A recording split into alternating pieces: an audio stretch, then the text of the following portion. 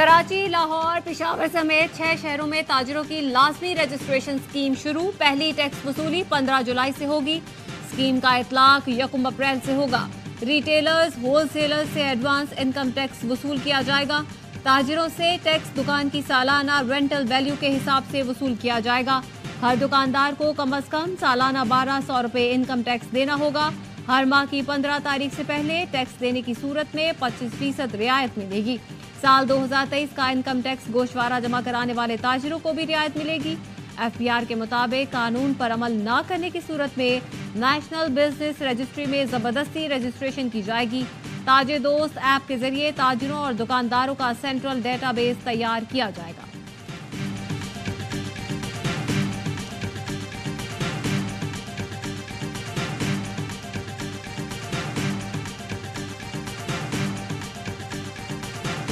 सबसे बड़ी रुकावट जो है रिटेलर और होलसेलर की टैक्स लगाने में, वो चैम्बर ऑफ कॉमर्स पंजाब के हैं जो ये काम नहीं करना देना चाहते। अगर आपने इसको करना है तो शहबाज शरीफ साहब को अपना पॉलिटिकल क्लाउड इस्तेमाल करना पड़ेगा।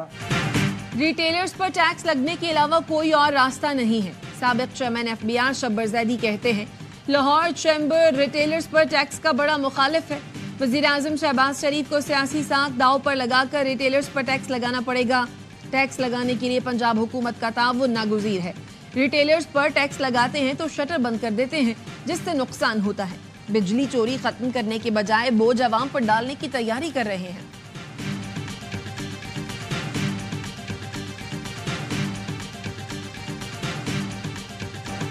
मुल्क भर में महंगाई का तूफान। इंतजामिया गिरा फरोशों को लगाम डालने में नाकाम। माह रमजान के दूसरे आशरे में भी फलों और सब्जियों की कीमतों में कमी ना आ सकी। वफाकी वजीर राना तनवीर हुसैन कहते हैं वजीर आजम ने रमजान मुबारक का खुसूसी पैकेज दिया। मरियम नवाज के रमजान निगहबान पैकेज के तहत 19 अशिया दी जा रही हैं। यूटिलिटी स्टोर्स पर मयारी अशिया दी जाती हैं। शिकायत पर चेकिंग की जाती है।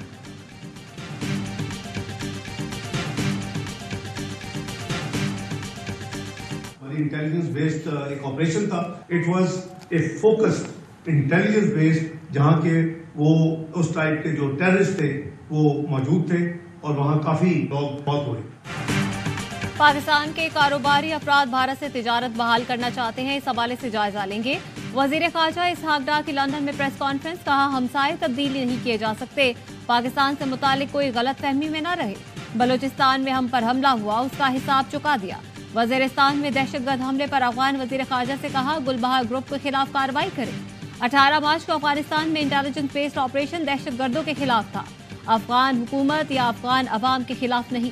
सोशल मीडिया साइट एक्स की बंदिश के सवाल पर बोले मैं वाईफाई इस्तेमाल करता हूँ, मेरा ट्वीट तो चला जाता है।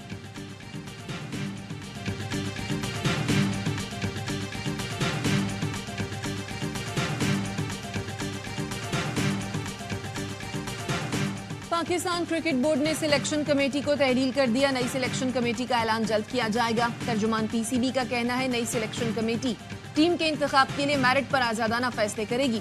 न्यूजीलैंड के खिलाफ T20 सीरीज से पहले फिटनेस कैंप के लिए खिलाड़ियों के नामों का ऐलान आज मुतवक्के।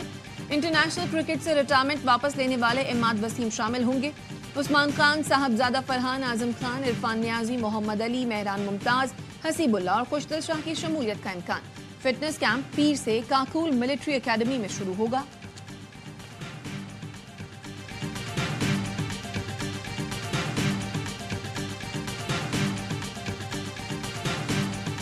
लाहौर समेत पंजाब के मुख्तलिफ शहरों में कहीं हल्की तो कहीं तेज बारिश। मौसम खुशगवार।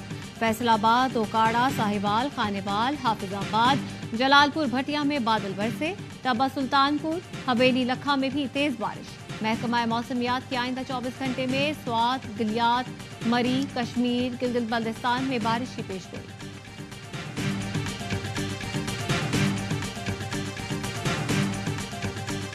खैबर पख्तूनख्वा में फायरिंग के 2 वाकयात में 8 अफराद जान बहक। टांक में 4 अफराद जान से गए, 1 जख्मी। मरने वालों में वालिद, 2 बेटे और 1 पोता शामिल, 1 बेटा जख्मी। पेशावर में मुखालिफिन के खेतों में पानी छोड़ने पर फायरिंग से 4 अफराद जान बहक और खातून जख्मी।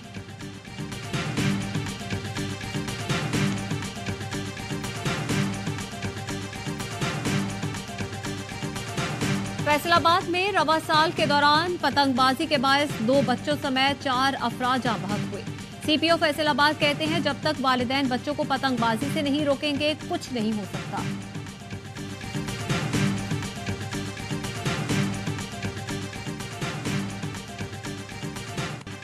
और अक़वाम मुत्तहिदा के सेक्रेटरी जनरल का गजा में कत्लेआम पर बेबसी का इजहार। कहा हमारे पास इख्तियार नहीं, जिनके पास इख्तियार है वो जंग रोकें।